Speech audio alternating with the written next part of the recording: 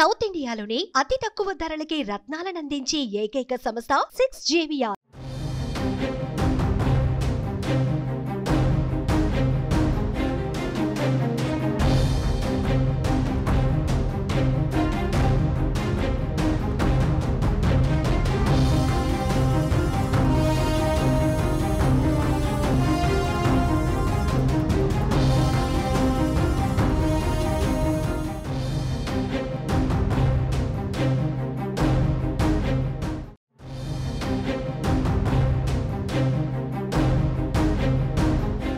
BRS party తరపున ఖైరతాబాద్ ఎమ్మెల్యేగా గెలిచిన దానం నాగేందర్ ఆ పార్టీకి గుడ్ బై చెప్పిన కాంగ్రెస్ కూటికి చేరిపోయారు.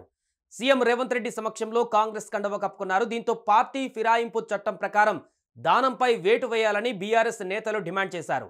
ఈ మేరకు స్పీకర్ గడ్డం ప్రసాద్ కుమార్ను కలిసి ఫిర్యాదు చేసేందుకు ఆ పార్టీ నాయకులు ప్రయత్నించారు. బీఆర్ఎస్ ఎమ్మెల్యేలు పాడి కౌశిక్ రెడ్డి, మాగంటి గోపీనాథ్, కాలేరు వెంకటేష్, ముఠా గోపాల్ స్పీకర్ను కలిసేందుకు ఆయన ఇంటికి వెళ్లారు. ఆయన అక్కడ లేకపోవడంతో వెనుదిరిగారు.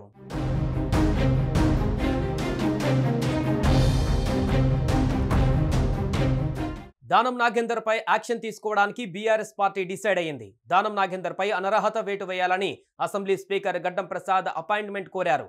అపాయింట్మెంట్ పొందిన తర్వాత స్పీకర్ గడ్డం ప్రసాద్ నివాసానికి బీఆర్ఎస్ ఎమ్మెల్యేలు పాడి కౌశిక్ రెడ్డి, మాగంటి గోపీనాథ్, కాలేరు వెంకటేష్, ముఠా గోపాల్ వెళ్లారు. కానీ వీరిని గడ్డం ప్రసాద్ కలవలేదు.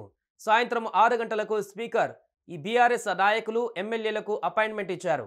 కానీ అనుకున్న సమయానికి ఆయన బీఆర్ఎస్ నాయకులను కలవలేదు. దీంతో వారు రాత్రి 8:30 వరకు స్పీకర్ కోసం వేచి చూశారు. గడ్డం ప్రసాద్ ఇంటిలో లేకపోవడంతో బీఆర్ఎస్ నాయకులు ఆయనకు ఫోన్ చేశారు. కానీ ఆయన స్పందించలేదంటున్నారు.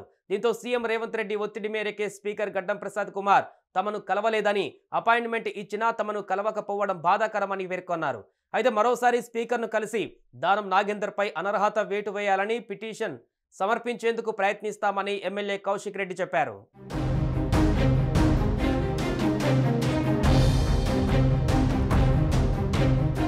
ఇదిలా ఉంటే ఎమ్మెల్యే దానం నాగేందర్ కాంగ్రెస్ పార్టీలో చేరారు. తెలంగాణ కాంగ్రెస్ వ్యవహారాల ఇన్ఛార్జ్ దీపాదాస్ మున్సి సమక్షంలో కాంగ్రెస్ లో జాయిన్ అయ్యారు. అయితే దానం నాగేందర్ కు కాంగ్రెస్ సికింద్రాబాద్ ఎంపీ టికెట్ ఖరారు చేసినట్టు ప్రచారం జరుగుతుంది. 6 సార్లు ఎమ్మెల్యేగా గెలిచిన దానం ఉమ్మడి ఏపీలోని కాంగ్రెస్ ప్రభుత్వంలో మంత్రిగా పనిచేశారు. తెలంగాణ ఏర్పడిన తర్వాత బీఆర్ఎస్ లో చేరారు. అయితే దానం కాంగ్రెస్ కు అనుకూలంగా ఉండడంతో ఓడిపోయిన చోటే వెతుక్కోవాలని మళ్లీ కాంగ్రెస్ పార్టీలో చేరారు.